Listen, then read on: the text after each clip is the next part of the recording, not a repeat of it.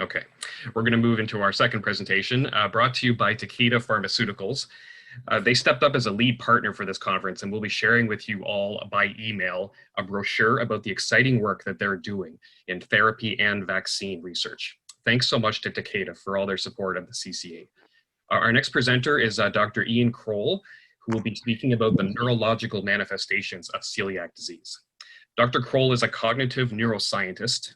He completed his PhD at Newcastle University in the United Kingdom, and has since 2017, he's been a researcher at the Sheffield Institute of Gluten-Related Disorders in the UK. Since joining the Institute, he's been researching how the brain is affected across all types of gluten sensitivity. This has included experiments looking into neurological issues that may be experienced by people who have typical celiac disease, as well as in more unusual cases of gluten sensitivity. He's currently running a project examining the potential role of the gluten-free diet as a way of reducing dementia risk in people who produce a certain gluten antibody, but who don't have celiac disease. So a reminder that you can submit questions through the Q&A box anytime, and there's been no shortage already, so thank you.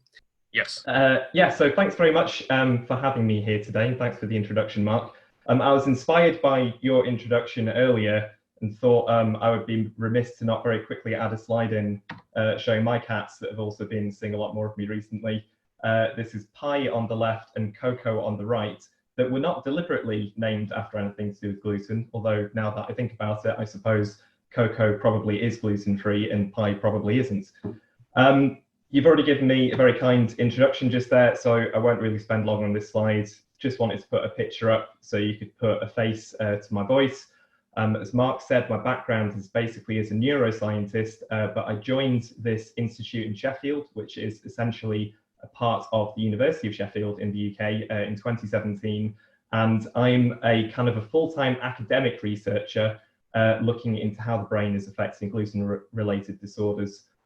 This does mean that I'm not a medical doctor myself, but a lot of my colleagues are. And a lot of the research we do is really sort of pushed along and inspired by the patients that we often see, many of whom I know, experience symptoms which feel like they would be to do with the brain in their basis. These might be things like brain fog in the middle of a gluten exposure, or many patients experiencing things around sort of sensation and balance as well. So today I'm going to be presenting some of the research which we've been doing into this, because at Sheffield, I think we're by no means the only people interested in this in the world, but we are quite unique in having a very focused interest in how the brain is affected. So I'm going to be showing you results from a couple of experiments we've done recently, and then I'll also finish up by giving an overview of a new experiment which we've just started, which is to do with this dementia question which Mark referenced. So at the heart of all of this really is the question, is the brain affected in celiac disease? Because so far as research goes, this still isn't really a closed case just yet. I want to get straight into this by talking about an experiment which we conducted a couple of years ago. In this experiment, we asked the question, what sort of neurological symptoms do people with celiac disease have? How frequently do they have these?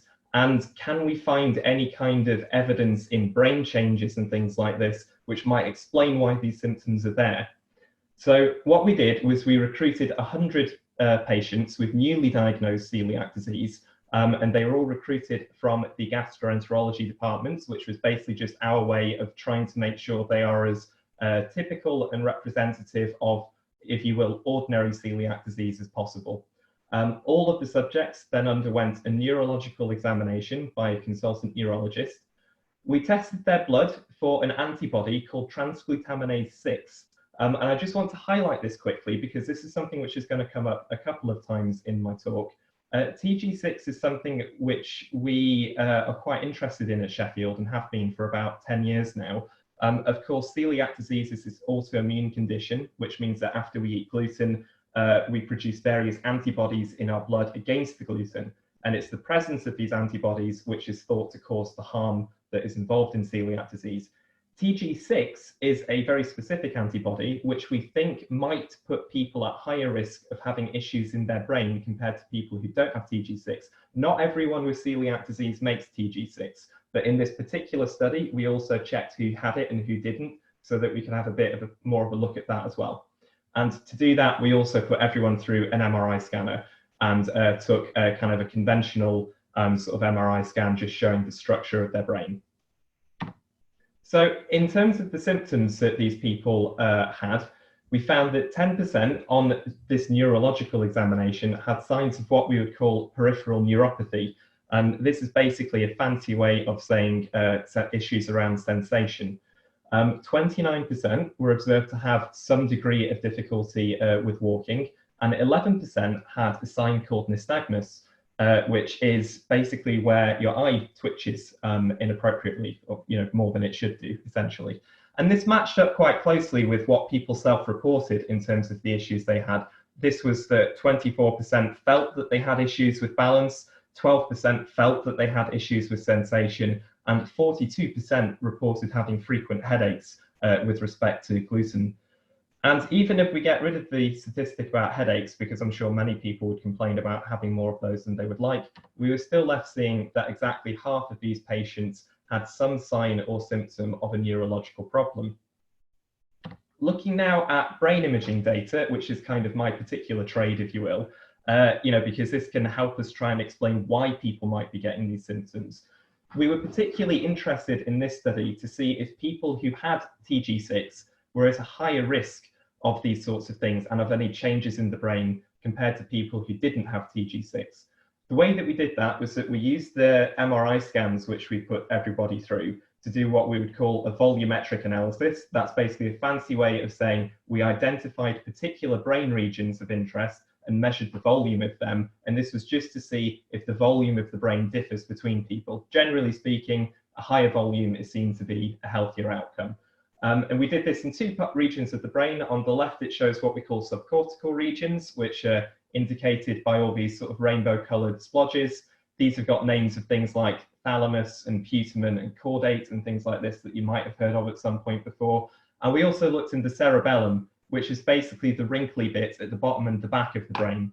And in both of these cases, we could look at either the total volume for the whole of all the subcortical regions or the whole of the cerebellum, or we could look at the individual brain volume for different parts of these regions. And so when we looked at the data, we found that 40% of these 100 celiac disease patients had TG6 antibodies. And sure enough, those that did had lower overall brain volume in the subcortical structures and in the cerebellar structures. Now, when we looked a bit more closely at what might be driving these specifically, we found in the cerebellum that it's quite a general effect spread across the whole of the cerebellum. But in the subcortical structures, it was driven particularly by the thalamus specifically. The thalamus was the green blob from the picture I showed you before, or as this handy rotating skull, which I stole from Wikipedia, shows, these kind of red, like nut-shaped structures in the middle of the brain. So we were then able to do a kind of follow-up analysis where we used the same MRI scans to try and create like a 3D model of everybody's thalamus who was in the study. And then we could compare all those 3D models together between the people who had TG6 and between the people who didn't have it. And we found that the specific regions of the thalamus, which appeared to have less brain volume, were these bits indicated by orange here. So this is kind of an example template thalamus overall, and the orange bits on the top and at the bottom, celiac patients with TG6 had less volume there than celiac patients without TG6. And if you try and look into neuroanatomy, it's a headache of its own. Basically, these regions correspond to where I've put these purple ovals. And sure enough, the function of these regions in the thalamus are mainly to do with the motor system, so that's movement, and also sensation as well. So that obviously matches up quite nicely with the sorts of symptoms which we saw the patients were talking about having. So if we bring all of this together, we see that neurological symptoms do seem to be quite common in typical, if you will, newly diagnosed patients with celiac disease. These symptoms seem to center around headaches, around balance, and around sensation. Not to leave out other things, because we are very aware things are complained about as well, such as brain fog, foggy brain. It's got a few different terms. That wasn't looked at in this study, but that's not to say that we're not interested in that as well. It just wasn't in this particular experiment. And we also saw that these sorts of symptoms seem to be accompanied by evidence on brain scanning of some changes in the brain as well, and that these maybe seem to be more particular to people who additionally have transglutaminase 6 antibodies. Now, I know that this is going to be something which is of personal interest, perhaps to many people in the audience. The testing for TG6 is a very new test, and it's something which essentially we've been developing at Sheffield, along with the University of Cardiff in Wales as well. We've only just got it up and running medically within Sheffield's kind of medical region. It's not presently available. However, it does seem to be picking up some more traction. So it might be that in a couple of years' time, it could be a test which you may be able to look into yourself if you're interested. And I just wanted to iterate this point at the bottom because this is an important thing to bear in mind throughout. The gluten-free diet obviously is the main treatment for celiac disease, and thankfully it is also very effective at preventing any further harm to the brain as well as to the stomach. This is something we've seen from other studies, which I'm not going to go into in this talk, but it is, obviously it's not the best position to be in the first place, but it is very good that we have an effective treatment here for preventing any of this stuff, certainly from getting any worse. So if we go back to that original question, is the brain affected in celiac disease? Experiments like that certainly seem to say yes. However, many things in research are not as clear-cut as they may seem. There is quite a spirited debate that has been going on for some time amongst scientists and physicians who are interested in celiac disease about how much, if at all, the brain is involved in this. And there are people who take the position that the brain is not really involved in regular celiac disease. And this is summed up quite nicely by this study, which came out last year. This was what we call a review. So this was a paper that itself looked at all the other papers that have been published on a certain topic. In this case, it summed up all the research to do with how often neuropathy is diagnosed in patients with celiac disease. Neuropathy is the medical way of saying issues around sensation, and how often ataxia is diagnosed in patients with celiac disease. And this is the medical way of describing issues with movement. And as you can see from the underlined bits, even though papers often do report that these exist in cohorts of people with celiac disease, we also often are told it doesn't exist at all, 0%. So people who prescribe more to this point of view, this position, will say of studies like the one which I presented that they are essentially run with some sort of a bias. And to be honest, this is a perfectly fair question. It's part of the scientific process, is really tearing studies apart, trying to work out what's good about them, what should be paid attention to and what shouldn't be paid attention to. It is said that studies like this, which are run by research teams such as the ones which I'm involved in, were quite specialist, niche sort of research teams. It's quite possible that there's some quirk in the way which we've collected the data, which means that findings have become more likely somehow, or that because we're in very specialist centres to do with gluten sensitivity, that the sorts of patients that we see, maybe even as much as we may try for them to be, aren't as representative of conventional celiac disease as they might be. I'm just going to have a quick sip of water if you bear with me for a second. However, going in the other direction, it can be said of papers like this, which essentially say that there is no neurological involvement in celiac disease, that they're looking at the wrong things. Full-blown diagnosable neuropathy and ataxia are quite blunt and severe neurological problems. And even though it can be tempting to think of it like this, having a degree of brain injury is not an all or nothing binary thing. These things happen on a spectrum. And there can be many things that happen before a full-blown diagnosis or a referral to the neurologist is needed, which is still going to matter and be meaningful to the patient and important to look at. So it can be said of these things that these studies essentially are looking at the wrong things and are missing the point to a certain degree. So what's really needed here, because this ongoing argument really is what is preventing this point of view from taking root in mainstream clinical opinion, is what we would call a validation study, which is basically a study which we want to run, which addresses these issues which have been raised, of potential bias in the way that we collect data or recruit patients. So this is now the second experiment, which has only quite recently been published a couple of months ago. This used data from a big scheme we have in the UK called the UK Biobank. The biobank itself is nothing to do with myself or my colleagues. It was originally run, I think, out of Oxford University, and it is a national scheme. Basically, it's this huge project where in 2007 to 2010, they recruited 500,000 UK adults, that's 500,000 people, of any healthcare background whatsoever, and collected quite eclectic sort of data on them. So this would be anything like, from their age to their body mass index, to their social deprivation index, to their medical diagnoses, some cognitive tests, some indications of their quality of life, things like this. More recently, they've begun a second phase of the study where they are inviting back 100,000 of these people and doing MRI scanning and also cognitive testing on them as well. This is still ongoing at the moment, but the information is being made available as they do it, so it's possible to get access to this now. The important points from this being that as researchers, we can get access to this data and have a look at it. It is being collected independently from us. So, it's been collected away from our grubby hands of, any ways which the data might be sort of skewed in some way. And the diagnoses, because it's a population study, we can be confident that they are representative of what you would call typical celiac disease.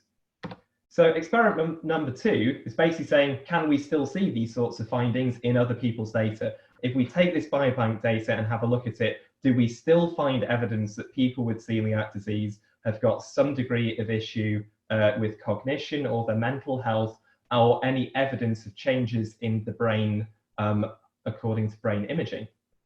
So within the data, we were able to find 104 people who had a celiac disease diagnosis, who also had this brain imaging data available. They were otherwise healthy, critically, they didn't have any neurological or psychiatric diagnoses. They weren't taking any psychoactive medication at the time of the data collection either. We then matched them to a bunch of healthy controls on age, sex, body mass index, highest level of education, and whether or not they had a diagnosis for hypertension. This is basically our way of just trying to make the groups as comparable as possible in all these different demographic ways, so that the only difference between them is whether or not these people have celiac disease. And we found 2 controls almost in every case for every 1 person with celiac disease. So we wound up with just under 200 people in the control group. And we then just compared the 2 groups together in a number of different ways. We looked at key scores from 5 different cognitive tests that the biobank had done with all of these participants. And we also looked to see if there are any differences in responses which these participants had given to questions which explored different aspects of their mental health. And this was anything from sort of anxiety to depression to sleep quality and things like this. And we also ran a series of brain imaging analyses. Again, this will be a recurring theme with all of my work.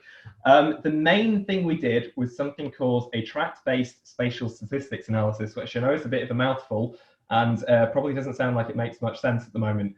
It's a way of looking at a part of the brain called the white matter, which is kind of the wires that run through the brain and connect all the grey matter together. I will describe this and explain it better in a couple of slides from now, but this is just to say that this is what we did.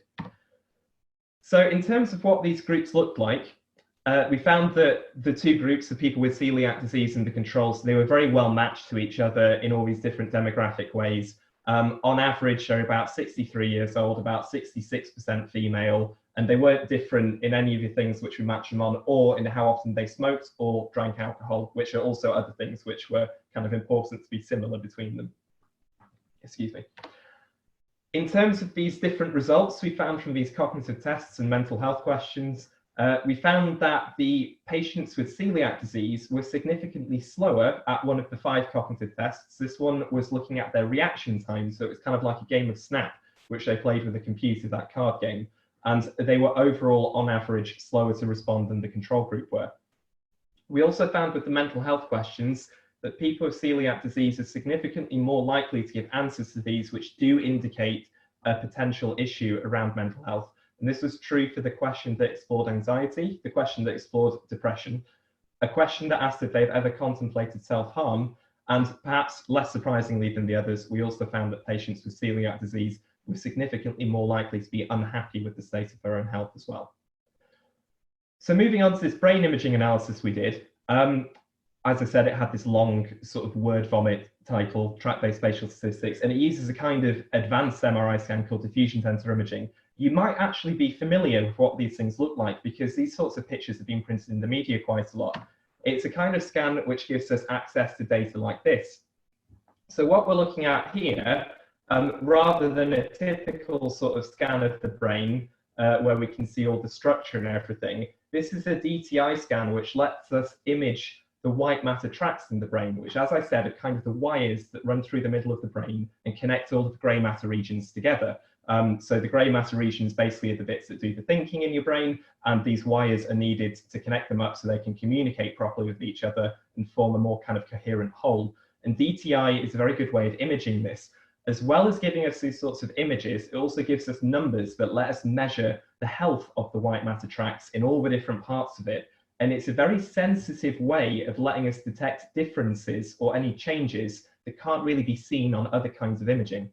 So when we do a formal sort of scientific analysis on this kind of data, we don't get as pretty a picture as things like this. We wind up with pictures more like this, and this is the results from this study.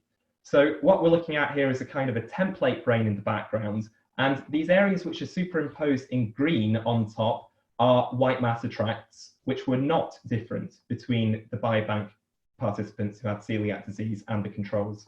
However, anywhere where there is a kind of a red to an orange splodge superimposed on top are places where significant differences were found in the diffusion tensor imaging scans. And this basically implies that these regions have undergone some sort of injury due to the celiac disease. This was mainly in the parts of the brain. This is in the brainstem here. This moves up through the middle of the thalamus here. And it also includes a tract at the back of what we call the corpus callosum.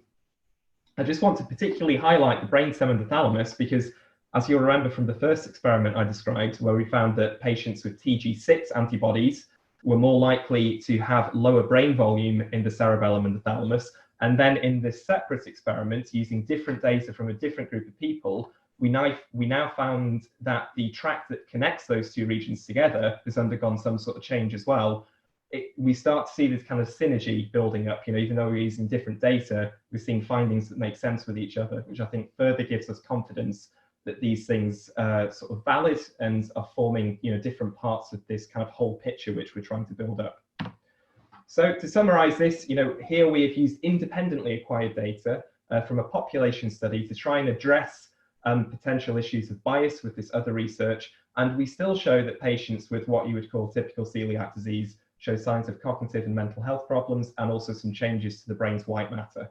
And this, of course, we did this to try and validate previous research. I think a really important point, again, to stress is kind of expectations of the severity of this, because this detail, I think, is part of what was meant in the medical and scientific community, that this has been quite an argumentative sort of thing to discuss for a little while, because these sorts of changes are not necessarily the sorts of things which mean that patients need to be going to see neurologists. All sorts of things which we're exposed to in life can affect the brain. For example, I get migraines myself, and I know that migraines are not good for the brain. A study on people with migraines will probably get somewhat similar findings to this. However, that doesn't mean that these things also don't matter just because they don't need that neurological referral. We know that these things still matter to the patients. I think it's important to acknowledge that they're there so that the patient experience can be validated. I've spoken to a lot of people who are quite frustrated with how sort of dismissed these things seem to be when they go and see their doctors. So we hope this is going to resolve that argument, validate this experience, and also help clinicians give really properly targeted care to their patients as well. So all this kind of wraps up these two experiments that I wanted to discuss. For the last part of the talk, I'm going to move on to a new experiment which we're running at the moment, kind of looking more forwards. And this is now moving a bit away from celiac disease specifically, but is starting to ask the question if people who have gluten sensitivity but who don't have celiac disease may still benefit from a gluten-free diet. And of course, with what I'm interested in, I want to ask this question with respect to the brain. This has actually got particular relevance as well to the issue of dementia, and I'm going to explain why. So dementia, certainly in sort of the developed world, is the biggest healthcare issue around. It causes the most deaths of any disease. I originally made this slide for a presentation just in the UK. It costs the UK £26 billion a year. I looked it up just for this in Canada. Apparently it's 10.4 billion Canadian dollars a year over where you guys are. I think you have a lower overall population level than us, which is why it's a bit less, but still clearly these are huge numbers. In research, we're very interested at the moment in what we call modifiable risk factors. These are basically lifestyle choices which people can make, which can lower risk of developing dementia. You know, if you're very well behaved in all these respects, it's not a guarantee that you won't ever develop dementia, unfortunately, but we do know that these things lower risk, and they can be very easily implemented. You know, it's things like going to your doctor and finding out that you've got high blood pressure and then getting advice to lower it, or, you know, through public awareness campaigns, knowing that we shouldn't smoke. This was a study which came out a couple of years ago in a journal called The Lancet, which is quite a big one. And this sort of summarized all of the currently known modifiable risk factors for dementia. And you can see it is things like looking after our weight, not smoking, looking after our blood pressure, exercising, having a nice diet, you know, things like this. And the headline take from this study was that if all of these things were fully implemented across the entire population, you know, if absolutely everyone in the world was perfectly well behaved in all these respects, which is probably never going to happen, but it still gives an idea of the potential for this, then 35% of all dementia would disappear. So clearly this has a huge amount of potential, and this is why it's a very kind of exciting area of research at the moment to look into, because dementia is a very difficult thing to treat otherwise. The question I want to ask is if, for some people, gluten can appear in this as well. To understand why this might be, I'm going to speak briefly about these gluten antibodies in the brain. Of course, I've already mentioned about TG6, which I'm not going to bring up again here, but you know, that does seem to be part of this picture. In celiac disease, the main antibodies which doctors are interested in when you go for tests are these two at the back. I've written this as anti-transglutaminase 2, but this is also called tissue transglutaminase, and also anti-endomysial antibodies. If you have either of these, that's pretty much a positive test result for having celiac disease. I will say consult your doctor on that as well, though, just because, again, as I said, I'm not a medic, but this is typically how these are kind of viewed. We also know that in people with celiac disease, antibodies against gliadin are also very raised very reliably. Gliadin is a protein that is only found in wheat, so these are also antibodies specifically against gluten. However, if we start to look at other kinds of gluten sensitivity, for example, some of the more kind of unusual cases which we see in Sheffield sometimes with strictly neurological gluten sensitivity, these are people who don't necessarily have celiac disease, but they present with very severe neurological problems with conditions such as gluten ataxia and gluten encephalopathy, which involves very pronounced cognitive impairment, headaches, movement problems, and things like this. These people don't necessarily have these two antibodies because these are the celiac disease antibodies, but they do still have gliadin antibodies. So the full picture for why the brain gets damaged in gluten sensitivity is likely very complicated, and it's still something which we're trying to really kind of build up and understand. Gliadin antibodies alone, by no means we're trying to suggest, you know, ticks all the boxes and is your full explanation. But there are reasons to believe that A, it's kind of the only antibody test we have to explore the full spectrum of all these different types of gluten sensitivity, and also that it might be part of why the brain gets damaged in these things. You don't need to look too much at the detail on these slides. Essentially, this is one paper which has been published showing that gliadin antibodies react with brain blood vessels. This is another study which has been published showing that gliadin antibodies react with neurons, you know, part of your nervous system. And this is another study which has shown that gliadin antibodies react with cerebellar brain cells, you know, this part of the brain which we've already seen can undergo some sort of atrophy in some patients with celiac disease, and also in gluten ataxia, which is, this is the main site of brain damage in patients with gluten ataxia. And just as proof of concept, we also know that in a strong majority of people, going on a strict gluten-free diet clears out your blood of gliadin antibodies as well, you know, as it does with your other gluten-related antibodies too. So we know that the diet is a way to get rid of this. But if you look in the UK healthcare guidelines, which is what we're looking at the moment, and this is also reflected internationally as well, the only time that gliadin antibodies get referenced at all is with respect to diagnosing celiac disease, and it comes under what they call a do not do recommendation in big bold letters and underlined with a big thick line, basically saying ignore it. Don't do anything with gliadin antibodies, it's useless. And the reason for this is because 1 in 10 of all people across the general population produce gliadin antibodies. I think this is incredibly interesting because the reason it's not really cared about medically, at the moment at least, is because it's not good at diagnosing celiac disease. It's not a good blood test for that function. And that is because so many people without celiac disease also have it. However, that just leaves us kind of assuming that it's benign to have it and that we shouldn't have to care if we have a positive gliadin blood test result. But no research has ever actually been done to really directly ask that question and double check that that is true. You know, we've got this smattering of papers which implies that in theory, it maybe does affect the brain and interact with it. So, you know, shouldn't we check, essentially? And that is what this new study, which we started running, is looking at. This study is called Gluten as a Risk Factor for Dementia. It is the first study that is directly asking the question if people who are otherwise healthy, but who have gliadin antibodies, might be at risk of some degree of gluten-related brain injury compared to healthy people who don't have gliadin antibodies.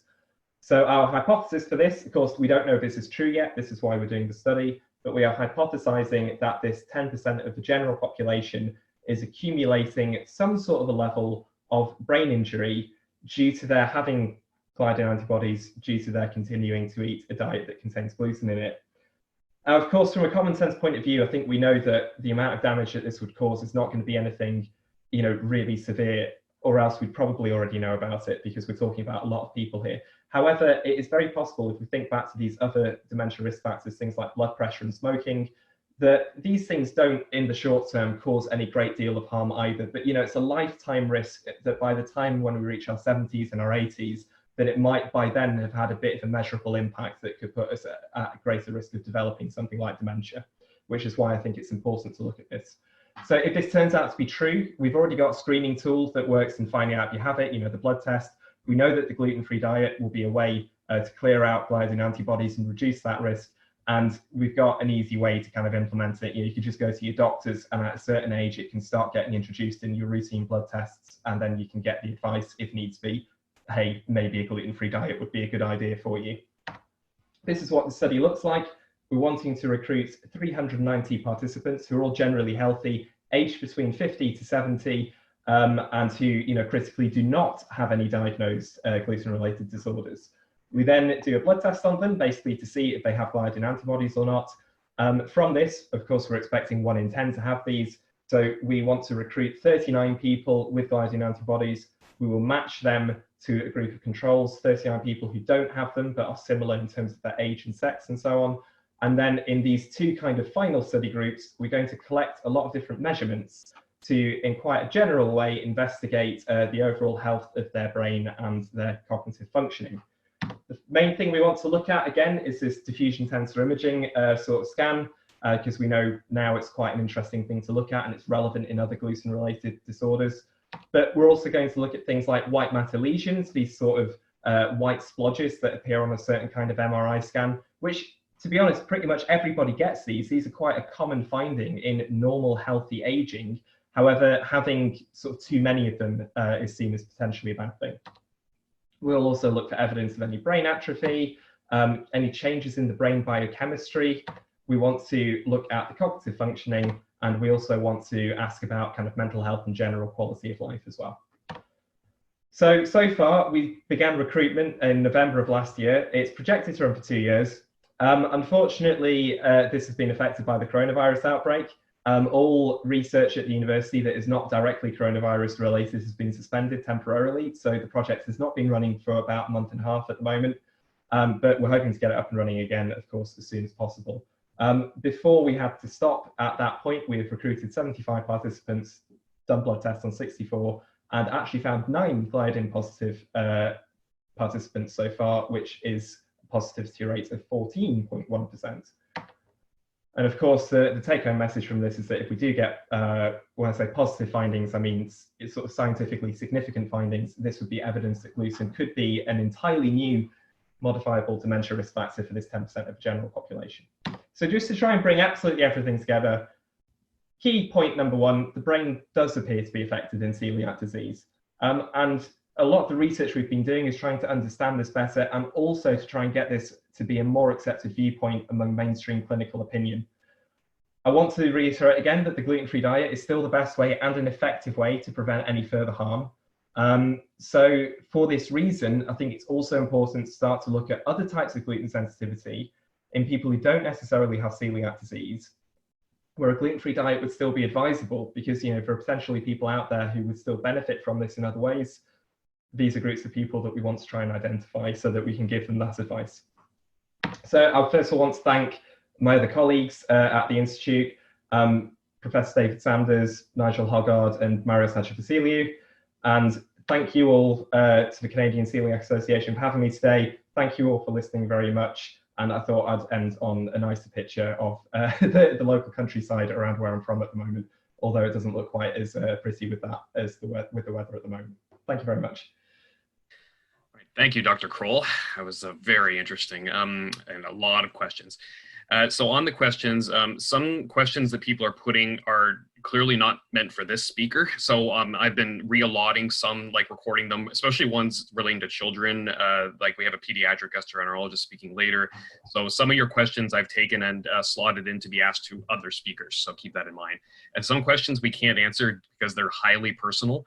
And then questions that are asked but then answered by our speaker, of course, I'm not going to be asking those. We already have had over 100 questions just for 2 speakers, so please bear with me. We're going to give away a couple more prizes now. So Canmar produces flaxseed and hemp seed products, which are cleaned to perfection, roasted for a delicious toasted taste, and milled for us. Their products can be added to yogurt, cereals, pancakes, or baking to get a health benefit punch. They are certified with the gluten-free certification program. This $80 prize pack is going to Clara Crowley from Etobicoke, Ontario. Stella's gluten-free pierogies are made in Lacombe, Alberta, and are gluten-free, sulfite-free, soy-free, and GMO-free. They're also available in dairy, lactose, and casein-free. Since we can't easily mail frozen pierogies, your prize pack contains 12 free product coupons, which can be used across Canada. This is a $150 value. And the winner is Carrie Marchand from St. Albert, Alberta. Congratulations.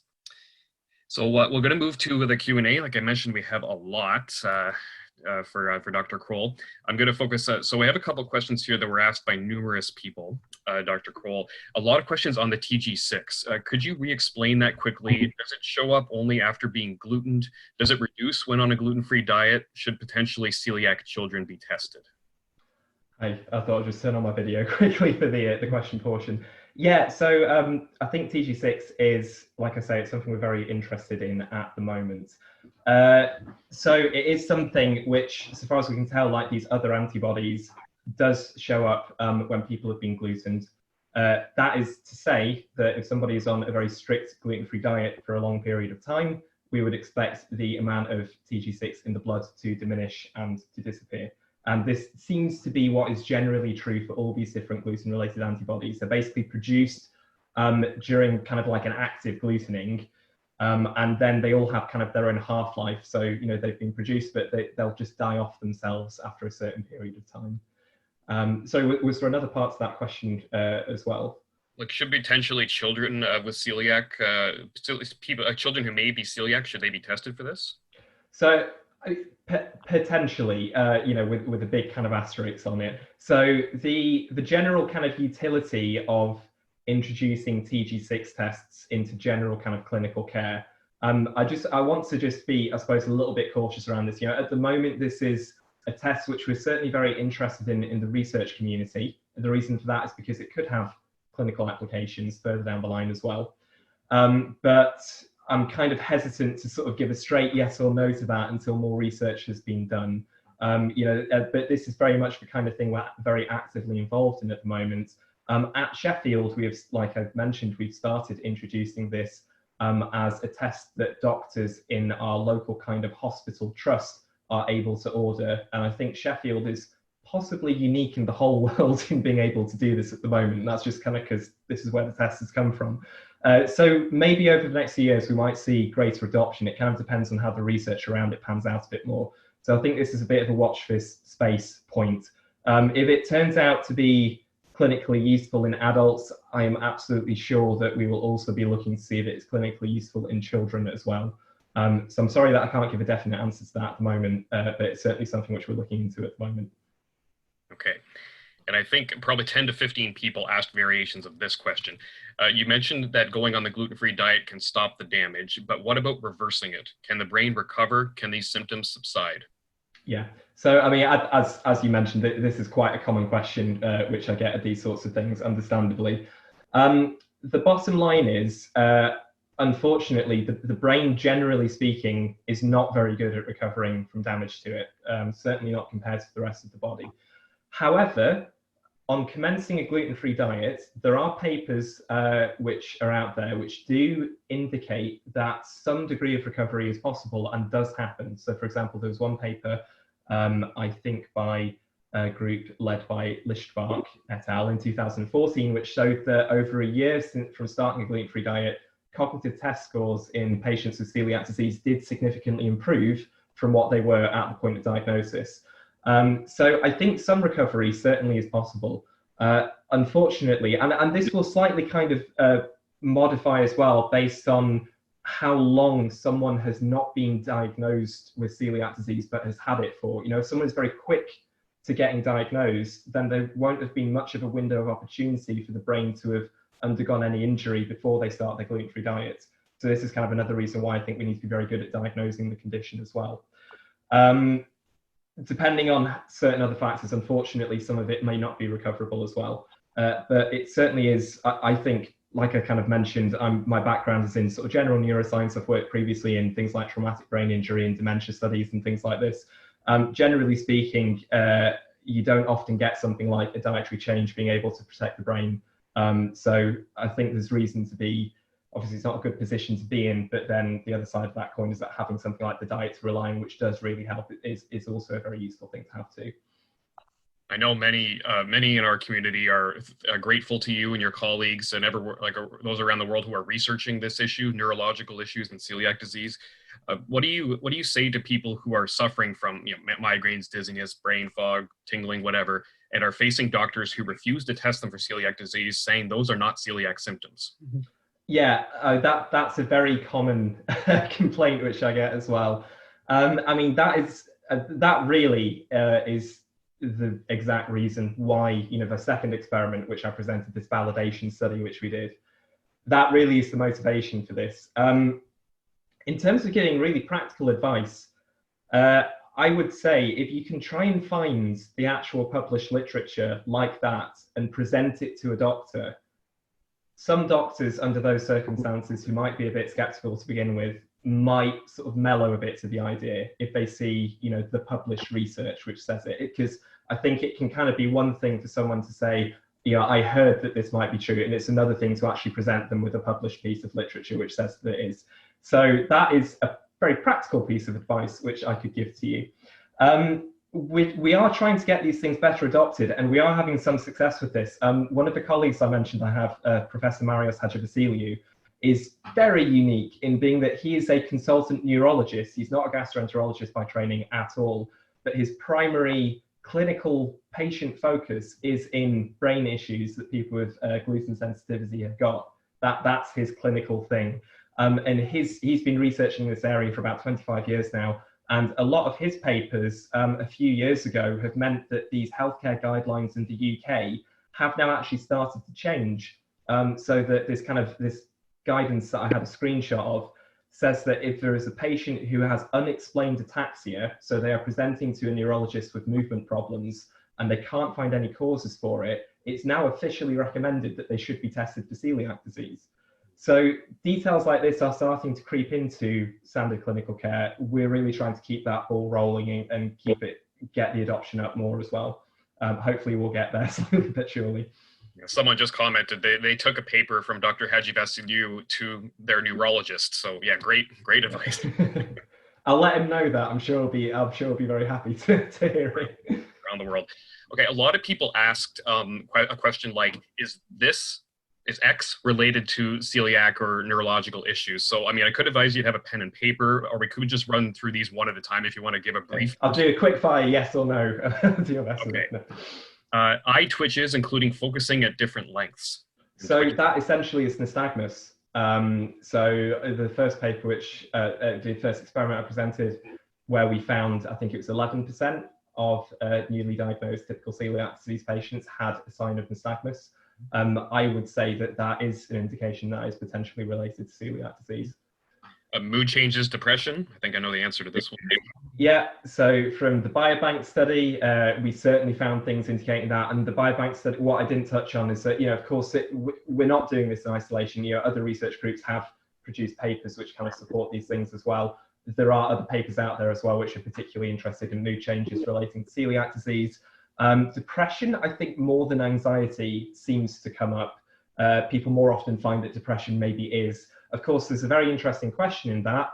Naturally, a patient might feel depressed because they have celiac disease and it's got quite a high disease burden. So there's a bit of a chicken and egg situation there.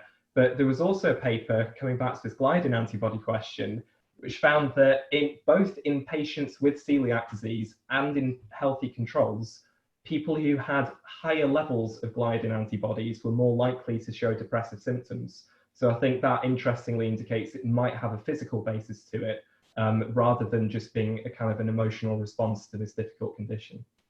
I'll try to get through these quickly. There's probably 10 more. Alzheimer's, schizophrenia. So Alzheimer's, generally no.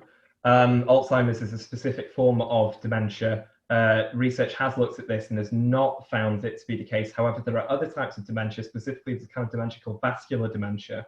And if you look at kind of very large groups of people, celiac disease patients do seem to be at a slightly higher risk of going on to develop vascular dementia later in life than controls do, yes. Schizophrenia, this is something which has come up a few times in the literature. I know it's a question which has been asked. I'm less aware of any kind of really conclusive research on that. I think that would remain an open question mark in my point of view at the moment. All right. How about dyspraxia or phantom smells? I suppose these are things which could hypothetically fall under issues to do with movement and sensation.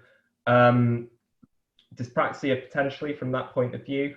Phantom smells, I'm not aware of anything specifically, but potentially that kind of sensation interaction. I think a lot of these things, hypothetically, yes, although I'm not aware of any published research which has specifically looked at those things. I gotta condense this a bit. Tingling in the hands, feet, the fingers, electric shock or zap sensations in the arms, whether awake or sleeping, neurological sleeping disorders as well. Yeah, so all of those tingling and sort of sensation things are very much the neuropathy kind of thing, which I've talked about, which I think has been demonstrated a few times now to be associated with celiac disease and gluten sensitivity in general. Sleep disorders, I think that's an interesting area to look at, and it's something I want to look at more closely. Of course, in this biobank study, one of the questions we looked at was sleep quality, and we didn't get a significant finding there. But scientifically, we got what we would call a nearly significant finding, which implies that some quirk of the data that it could be true, but some quirk of the data collection kind of prevented us from finding that.